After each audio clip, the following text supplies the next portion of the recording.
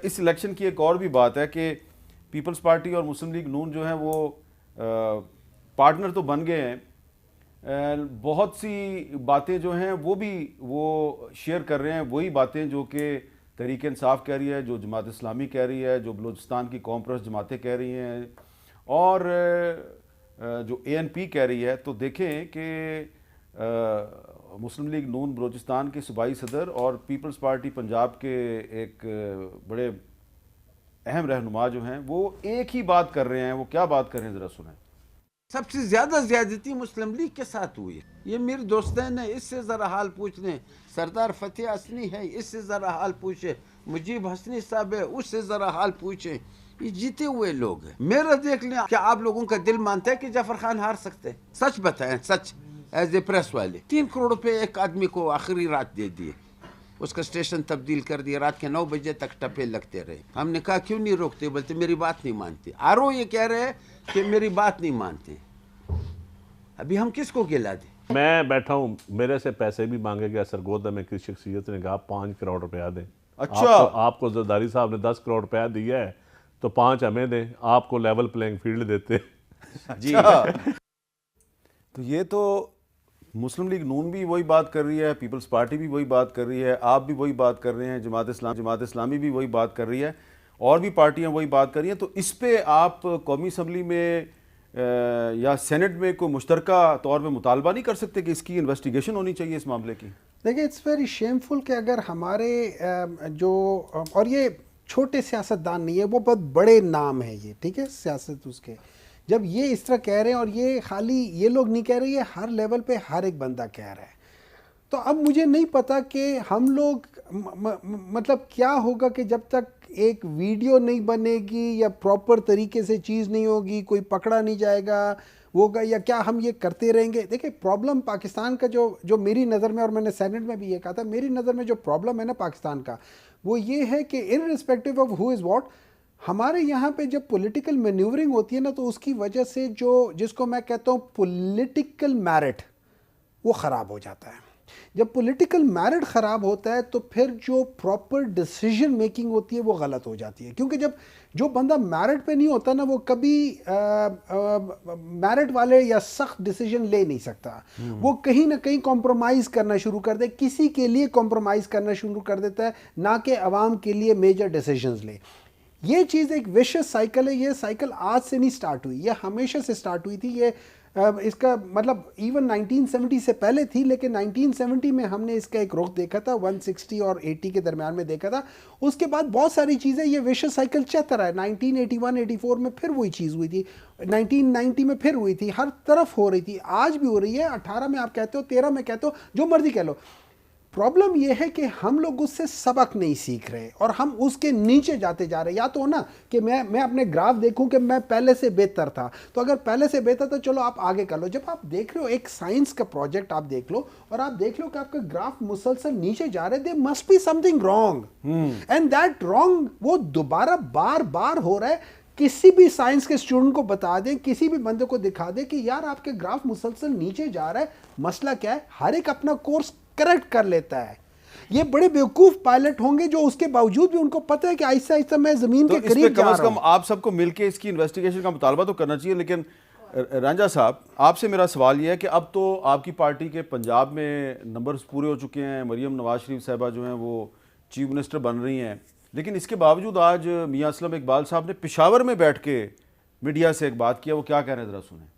हमारे जो कैंडिडेट हैं, जो कामयाब हो गए, जिनके नोटिफिकेशन हो गए, नून लीग कह रही है कि हम में शामिल हो जाओ, आरओ के जरिए शामिल हो जाओ, नहीं तो तुम्हारा नोटिफिकेशन कैंसिल। तो कैंसिल हो गया भाई, बकर से कैंसिल हो गया, पिंडी से कैंसिल हो गया, टोबा टेक्सिन से कैंसिल हो गया, मुल्तान से कैंसिल हो गया। बाकी भी कह रहे हैं, आवाजें लगा रहे हैं, अगर हमारे साथ आओगे तो तुम्हारा नोटिफिकेशन रहेगा, अगर नहीं आओगे तो तुम्हारा नोटिफिकेशन कैंसिल है, तुम मेंबर नहीं हो। इन साहब को आज पंजाब पुलिस गिरफ्तार करने के लिए पेशावर गई थी, लेकिन इन्होंने उस वक्त ट्रैक सूट पहना हुआ था, शायद नीचे जॉगर्स भी होंगे, तो ये वहाँ से निकल लिए, पकड़े नहीं गए। लेकिन मेरा सवाल आपसे ये है रांझा साहब कि पंजाब में आपके नंबर्स पूरे हो चुके हैं, मरियम नवाज शरीफ साहबा को ब्रीफिंग्स देनी शुरू कर दी गई हैं, फिर अभी भी वहाँ ये क्यों कह रहे हैं कि हमारे MPs जो हैं वो तोड़े जा रहे हैं? देखिए, बात जहाँ तक है कि अभी तक इनको जो चीज़ है ना आगे बढ़ने वाली, इन्होंने इसी में से तो अपनी सियासत की कमाई है ना इनकी। जब तक ये इशू और ये नोटिफिकेशन कैंसिल और इस तरह की गुफ्तगू नहीं करेंगे तो इनकी पॉलिटिक्स किस तरह चलेगी? सियासत तब भी चलेगी ना जब एक ऑपोजिशन की तरह रोल प्ले करेंगे, चाहे वो गलत बात है चाहे वो ठीक बात है, एक इल्ज़ाम लगाएंगे और एक माहौल बनाएंगे और फिर उस माहौल के ऊपर बिल्डअप करेंगे। ये तो वो सारा माहौल बनाने की कोशिश कर रहे हैं। जब PMLN के पास, मरीम नवाज साहिबा के पास, हमारी पार्टी के पास नंबर्स पूरे हैं तो हमें इनके नोटिफिकेशन कैंसिल कराने की क्या ज़रूरत है? कतई तौर पे कोई ज़रूरत नहीं है। और मैं समझता हूँ कि PTI का वो बंदा जो इस वक्त अपनी पार्टी को छोड़ के कहीं आगे पीछे जाएगा तो वो तो पब्लिक में भी जाने उसको खुद प्रॉब्लम होगी। तो मेरा ये ख्याल है कि ये बात करने के हमें वहाँ पे कोई प्रॉब्लम, इनके कैंसिल्स हो रहे हैं और हम करवा रहे हैं, इस तरह की कोई ना हमें ज़रूरत है। ज़रूरत अगर हो, अगर हम यहाँ पे मरकज़ में पीपल्स पार्टी के साथ हमने अपना अलायंस किया, पीपल्स पार्टी ने हमारे पे मेहरबानी की और उसके बाद यहाँ पे गवर्नमेंट फॉर्म हो गई, तो अब हमें इनके नंबर्स की या इनके बंदों की या इनके नोटिफिकेशन कैंसिल कराने की कोई ज़रूरत नहीं है। जहाँ तक रहेगी तहकीकात, देखिए मेरे भी कई तफज़ात होंगे, लेकिन मेरा फोरम यहाँ पे बैठ के बात करना नहीं है। मेरा फोरम है ट्राइब्यूनल। मैं ट्राइब्यूनल में जाऊंगा, मेरे पास कई ऐसी चीज़ें हैं, एफिडेविट्स हैं, चीज़ें हैं, रिकॉर्ड है, वो मैं ट्राइब्यूनल में दूंगा। जब मैं दे दूंगा, जमा कराऊंगा, फिर मैं अपने कंटेंट पिटिशन के ऊपर आपसे बात करूंगा। उसके आगे ऐसी कोई बात नहीं करूंगा कि जो ट्राइब्यूनल पे असरअंदाज हो, उसके फैसले पे असरअंदाज हो। जो ट्राइब्यूनल का काम है वो ट्राइब्यूनल करे। बाकी जो अपोजिशन का किरदार ये प्ले करना चाहते हैं या ये हुकूमत बना सकते हैं तो हुकूमत बना लें, नहीं हुकूमत बना सकते KPK में तो ना बनाएं, बना सकते तो बना लें। पंजाब में अगर हमारी बन रही है, इनके पास नंबर गेम नहीं है, तो ये हमारी हुकूमत को बनने दें, उसको एक्सेप्ट करें, पाकिस्तान को आगे लेके चलें। पाकिस्तान के लिए, पाकिस्तान देखें, यकीन करें हामिद साहब, मैंने जब अपना सारा इलेक्शन का रिजल्ट हुआ, यकीन करें मेरे ज़हन में एक ही चीज़ आई थी कि पाकिस्तान को आगे जाना है, पाकिस्तान को चलना है। और मैं अपने हल्के के लिए सोचा, मैंने कहा यार मेरे हल्के की आवाम है, जो भी करे, मुझे नहीं पता था उस वक्त नून लीग की क्या पोजीशन, लेकिन मैंने कहा यार जो भी काम करेगा मेरे हल्के की आवाम की खिदमत करेगा, लोगों की खिदमत करेगा, लोगों के काम आएगा, तो बस ठीक है ना। मैं अपना लोच बीच में अगर खड़ा कर दूँ कि जी मैं हार गया, मुझे हराया गया है और मैं हारा नहीं था, मेरे साथ ये हो गया, मेरे साथ वो हो गया, मेरी सीटों को हरा दिया गया, नून लीग की चंद सीटें हरा देंगी, ये बिल्कुल गलत बात है। नून लीग की कोई सीट नहीं हराएगी। अच्छा, कोई इस तरह का माहौल जो ये कहते हैं कि जी हमें हरवा दिया गया, हमें ये जाफर खान मंदोखेल साहब गलत कह रहे हैं। ये मैं इनकी चीज़ों से देखे, जो अब अगर आप हार गए हैं तो आप कहें कि जी इलेक्शन हार गए हैं। अब ये कहना कि जी हमें हरवा दिया गया है, ये कोई तुक नहीं बनता इस चीज़ का। ये अब आपका, उन्होंने 3 करोड़ की बात कर दी है। देखिए 3 करोड़ के हामिद भाई, मेरे पास तो ऐसी सी बातें हैं, लेकिन मेरी बात का सबूत नहीं है ना। मैं एक हेर से क्यों करूं? मैं एक रिस्पॉन्सिबल आदमी हूं, मैं एक हेर से की गुफ्तगू नहीं करूंगा। मुझे किसी ने, हो सकता मुझे किसी ने कहा 15 दे दें, 20 दे दें, 30 दे दें, फजूल बातें हैं ये। अच्छा, ये बातों में बिलीव नहीं करना चाहिए। अगर आपके पास कोई सबूत है,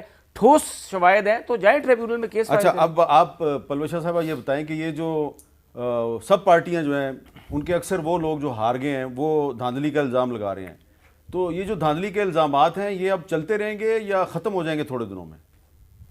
नहीं, देखिए इस पे तो बहुत सवालात है। हमारी पार्टी को भी है, तहफ़्फ़ुज़ात हैं, जो जीता है जैसे मैंने कहा उसको भी हैं, और ऐसा मैंडेट है कि सबको हर जगह है। तो मैं नहीं समझती कि इतनी जल्दी ख़त्म होंगे इस पे। लेकिन सवाल यह है कि कौन तहकीकात करेगा, कौन इन्वेस्टिगेशन करेगा, कौन किस पर एतबार करेगा। जो इस वक्त मुल्क में माहौल है उसमें आप मुझे एक शख्सियत एक पार्लिमानी कमीशन बना दें, आप बना दें, लेकिन फिर भी आप देख लीजिए, मुझे तो ये इतने बड़े पैमाने पर इसको करते करते इन्वेस्टिगेशन जो है मेरे ख्याल में, और जो बातें हैं उनके जैसे कह रहे हैं सबूत बहुत सी बातों के वैसे होते नहीं हैं। लेकिन सवाल ये है कि जिस हिसाब से पैसों की मैं सुन रही हूँ, इतने करोड़, मुझे तो पहले इस बात पर बड़ी एक परेशानी है कि एक आम मिडिल क्लास पाकिस्तानी तो इस गेम में आ ही नहीं सकता। वो तो इस खेल का पहले भी हिस्सा नहीं बन सकता था। और हैरानी की बात है जो हार गए हैं वो भी कह रहे हैं हमसे पैसे लिए, वो भी अच्छा, और वैसे ही नहीं बन सकता था हिस्सा। लेकिन अब जो बातें सुनने में आ रही है, कोई हम एक गरीब मुल्क है जिसको एक फाइनेंशियल क्राइसिस है, और उसमें एक शख्स के पास इतना करोड़ों की जो वो सिर्फ एक सट्टा ही है उस पे लगा रहा है। तो आप सोच लीजिए कि कितनी दौलत जो है वो पड़ी हुई है कहाँ। मैं तो इस बात पे हैरान हूँ कि अगर आप ऐड अप करें तमाम सूबों को तो ये कहाँ जाता है मामला, खरबों में ये खेल हो गया, और हम भीख मांगने जा रहे हैं IMF से।